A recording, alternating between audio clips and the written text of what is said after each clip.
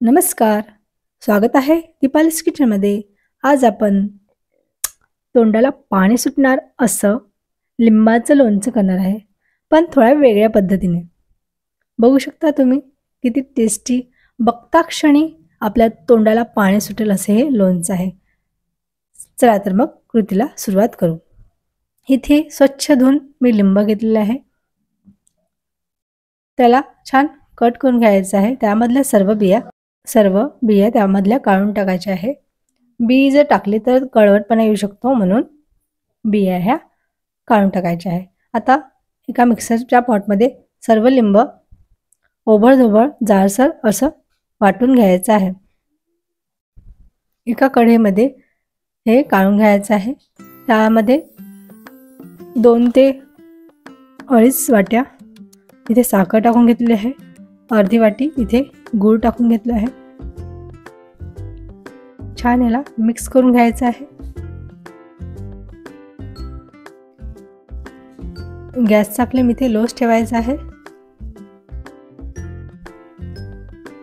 छान साखर वितळेपर्यंत आपल्याला हे फिरत राहायचं आहे. अगदी 2-3 मिनिटं फिरवल्यानंतर छान साखर आणि गूळ वितळायला सुरुवात होते. छान साखर वितळलेली आहे. त्यामध्ये 2 ते 3 चम्मच मी इथे लाल तिखट टाकलेलं आहे. चवीनुसार मीठ टाकून घ्यायचं आहे. त्याला पण आता छान मिक्स करून घ्यायचं आहे.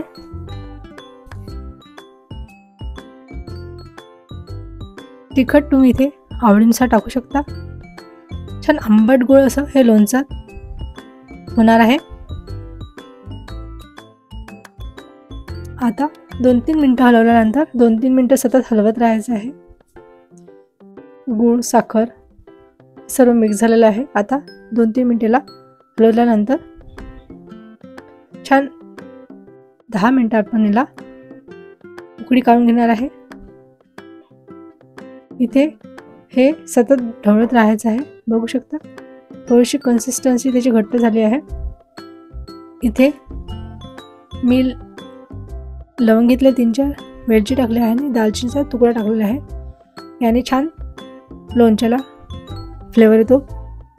अजून त्याचा टेस्ट वाढवायला मदत होते, म्हणून हे इथे टाकलेलं आहे आणि छान टेस्ट येते. इथे मी सतत ढवळत आहे. बघू शकता तुम्ही हे लागायची भीती पण असू शकते, म्हणून हे सतत ढवळत राहायचं आहे आणि कढईला न लागता हे सतत फिरवत राहायचं आहे. आता 10 मिनिटं आपण याला होऊ देणार आहोत. 10 मिनिटं झालेलं आहे. बघू शकता किती छान आपलं लोणचं शिजलेलं आहे. अगदी रंग सुरेख आलेला आहे. तुम्ही ही रेसिपी नक्की ट्राय करा. खूप छान भन्नाट अशी रेसिपी आहे. आंबट गोड चवीचे हे क्रशचं लोणचं आहे आणि छान आपल्या जेवणाची रंगत पण ही वाढवणार आहे. अगदी हे लोणचं तुम्ही ट्राय करा. आणि हो, तुम्हाला ही रेसिपी कशी वाटली? जर रेसिपी तुम्हाला आवडली असेल तर लाईक करा, शेअर करा आणि चॅनलवर नवीन असाल तर चॅनलला सबस्क्राईब देखील करायला विसरू नका. भेटू पुन्हा अशाच नवनवीन आणि टेस्टी सोप्या रेसिपी सोबत. तोपर्यंत बाय बाय.